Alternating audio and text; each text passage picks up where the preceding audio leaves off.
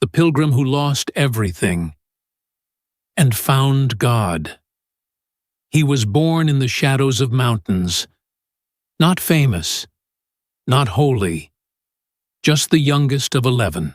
Inigo López de Loyola entered the world around 1491 in the Basque countryside of northern Spain. His baptism honored Saint Ignatius, a quiet Benedictine monk. But the boy Inigo dreamed not of monasteries. He dreamed of knights, banners, and glory. Raised in the household of noblemen, he was groomed for court life. Well-dressed, quick-witted, fond of gambling, women, and duels. God was a formality. Honor was the fire in his blood. Until war came. He went to defend Pamplona in 1521, not as a priest, but as a soldier. Brave, defiant, proud. The walls were falling. Most had fled.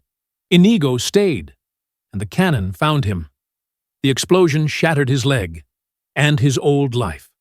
What returned home wasn't a soldier, but a man bleeding in body and spirit. At Loyola Castle, they broke and reset his leg without sedation. Then they broke it again, because it healed imperfectly. The pain was unbearable. But something deeper began to ache. With no books but lives of the saints and the life of Christ, Inigo read. Then reread, and wrestled, and wept. If Francis could leave everything, why can't I? That was the seed, quiet, unshakable, and from it came a fire. When he finally stood again, he did not return to the battlefield. He went to Montserrat.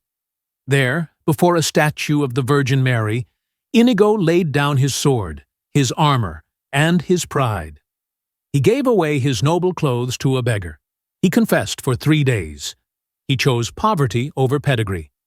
And then he walked to Manresa. Manresa was not heaven. It was darkness, scruples, tears. He fasted. He begged. He nearly destroyed himself trying to prove his penance. But slowly, something shifted. Not in visions, but in silence. Not in thunder, but in clarity. He began to write. The notes that would become the spiritual exercises. A simple yet radical guide to reorder one's soul for God alone. He wrote about detachment, about discernment, about doing all for the greater glory of God. Ad Majorem Dei Gloriam, a motto still echoed in Catholic institutions today. At age 30, he started school.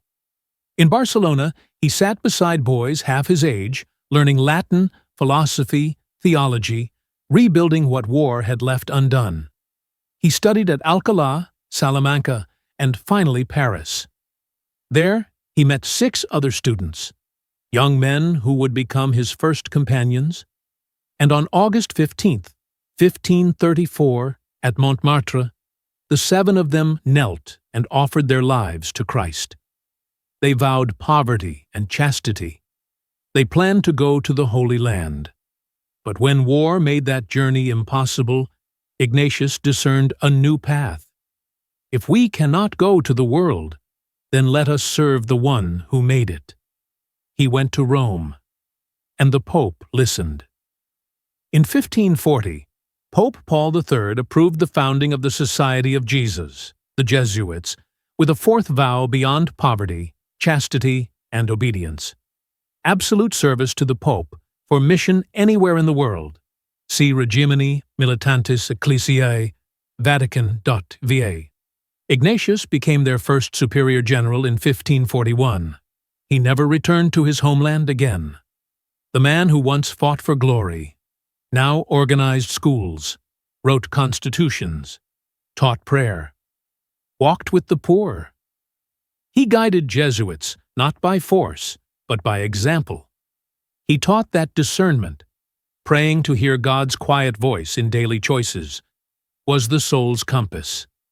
Under his leadership, the Society of Jesus grew from 7 to over 1,000 men, with missions across Europe, Asia, and the Americas. He died in Rome on July 31, 1556, quietly, without spectacle. But his fire didn't die. In 1609, Pope Paul V beatified him. In 1622, Pope Gregory XV canonized him. And in 1922, Pope Pius XI declared him patron saint of spiritual retreats, a fitting tribute for the man who once said, "He who goes about to reform the world must begin with himself, or he loses his labor." Catholic Encyclopedia, 1911 edition, Ignatius Loyola. Final reflection: he was not born holy. He became holy through pain, surrender, obedience, and trust. And in a noisy world like ours, filled with endless noise and shallow glory, Saint Ignatius of Loyola still whispers something deeper.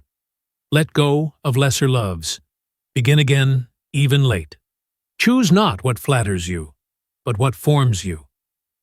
Thank you for watching this story. If something here stirred your heart, please hit subscribe and join us on more journeys through lives that remind us. Holiness isn't flashy, but it's real. May Saint Ignatius of Loyola guide us to live not for applause, but for purpose. And may we all seek the greater glory of God.